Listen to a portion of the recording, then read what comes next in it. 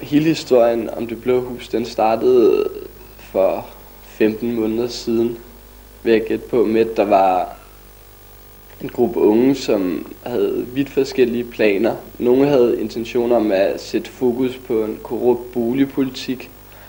Andre synes, at det ville være fedt at have et sted at bo, og mente, at besætte det var vejen frem. Og nogle ville gerne have et frirum, hvor de kunne lave kunst og udfolde sig kreativt. Det hele startede så med, at huset blev besat, så vidt jeg husker det, i januar eller februar første gang. Og politiet kom og smed folk ud. Og i løbet af de næste måneder, der blev huset besat 6 gange. Og det blev ryddet igen de 5 af gangene. Men den 6. gang blev det for meget for politiet. Og så sagde de, at de ville ikke have noget med det her hus at gøre, før ejeren han kom med et udspil om, hvad planen var for huset. For de syntes, at det var håbløst at blive ved med at smide alle de her unge mennesker ud, når de bare rykkede ind igen, og ikke havde nogen respekt for ordensmagten og bøder og noget som helst. Så det endte med, at huset fik lov til at blive.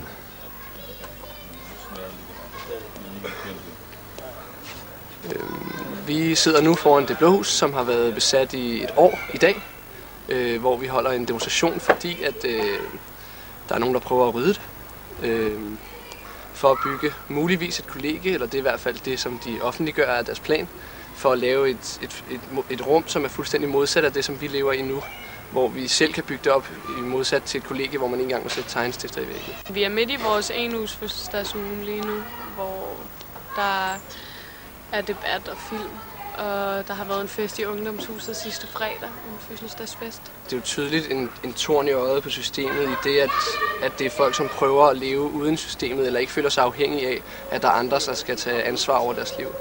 Eller sådan en gruppe af fritænkere, som måske i hvert fald for dem selv nedbryder systemet. Eller i hvert fald i deres eget rum sørger for, at systemet ikke er der, og dets normer og lov ikke findes i deres hoveder, eller sådan. Hvor man prøver at udrydde de der faste rammer, som der virkelig er mange, der går og lider under og lever under. I dag er det en demonstration fra Israels Plads, som der vil gå igennem byen og ind forbi Frederiksberg Rådhus. Der vil blive en tale, og der vil blive noget protest imod, hvad der sker lige nu.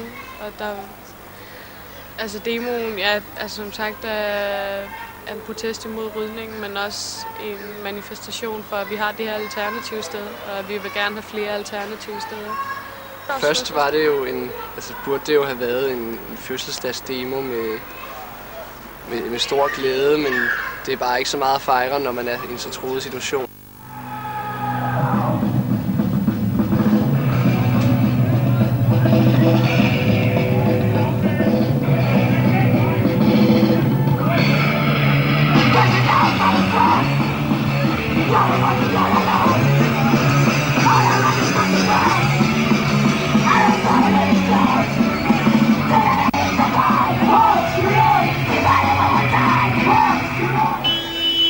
Hvis politiet gad at flytte sig, så vi kunne fortsætte vores lovlige demonstration, så ville det være fint. Så ville der ikke blive flere problemer. Så hvis I venlig bare lige kører til side, så demonstrationen kan fortsætte.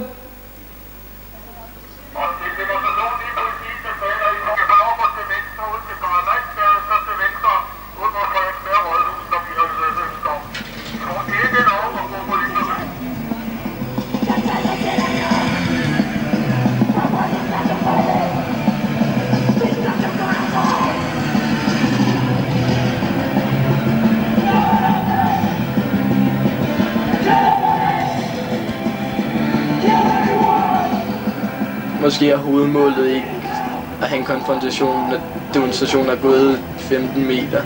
Der snakker jeg om, at de gerne ville have demonstrationen til at vende om helt ned ved Israels Plads. Ikke?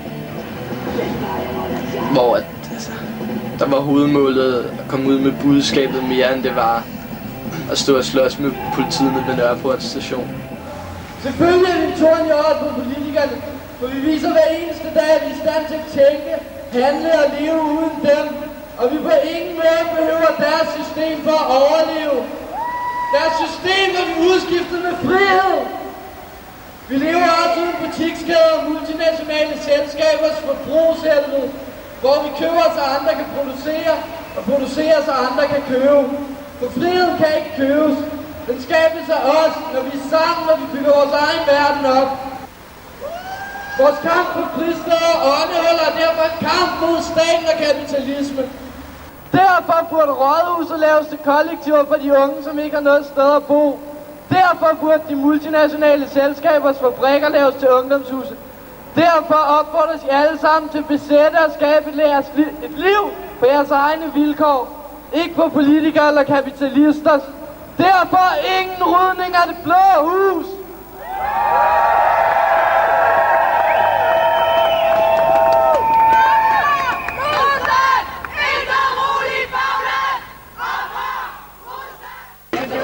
Den gik sgu da meget godt.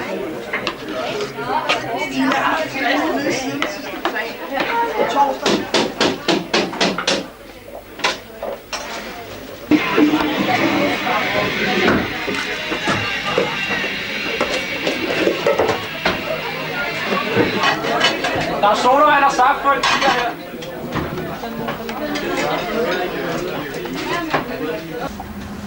Det er præcis de fordomme, som hersker ud i resten af samfundet, at vi er bare sådan nogle sorte nogen, der har besat hus, og så ellers bare kaster med sten på alt, hvad der kan stå og gå, ikke? Jo. Hvor at jeg synes, det har været vigtigt for mig at vise dem også, at det jeg fandme laver her, det er, at jeg har bygget en masse ting op, ikke? Jeg har bygget liv på mine egne præmisser op i det her hus, og jeg har lavet nogle ting, som jeg selv synes var fede og gav en mening i mit liv, ikke? Hvad er det for nogle ting?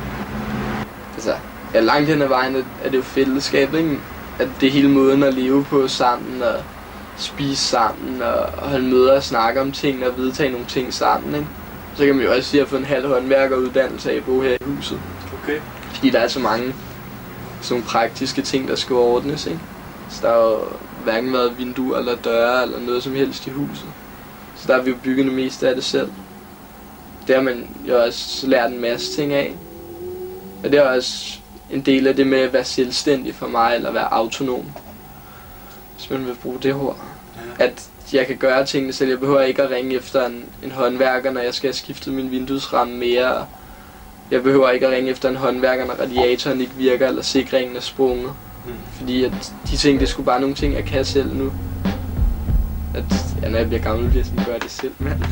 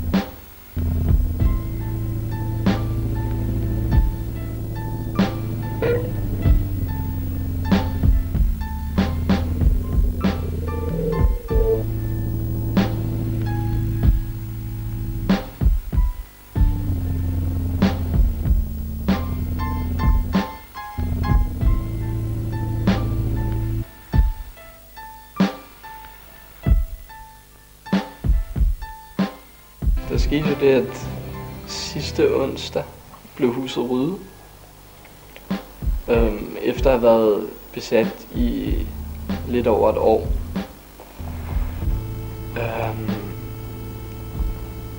Og det var noget, der skulle ske på et eller andet tidspunkt, fordi at vores blotte tilstedeværelse har været en torn i øjet på politikere og bureaukrater på Rådhuset, på politiet også. Men det så endte op med, det er, at det her problem er simpelthen blevet for meget for dem, og så skiftede huset ejer, og ejeren valgte så, at han gerne ville bygge ungdomsboliger. Og det tror jeg er noget, som Frederiksberg Kommune egentlig har syntes var en meget rar plan for dem, fordi at det moralsk set var jo meget godt, i forhold til at så var der nogle unge, der fik et sted at bo, ligesom at vi har krævet, og at de slap af med os, som er problemet, som måske overhovedet er startet. Det her hus har jo stået tomt længe før, at der overhovedet har været besættere i det. Det stod tomt i mere end 2 år før, at besætningen rykkede ind. Men altså så rykkede vi jo ind, og så fandt de ud af, at på kommunen nu havde de sgu et problem. Og det skulle løses på en eller anden måde. Og det har de så løst nu ved at smide 9 mennesker på gaden og bygge etværelseslejligheder, så folk kan sidde alene og hygge sig derinde.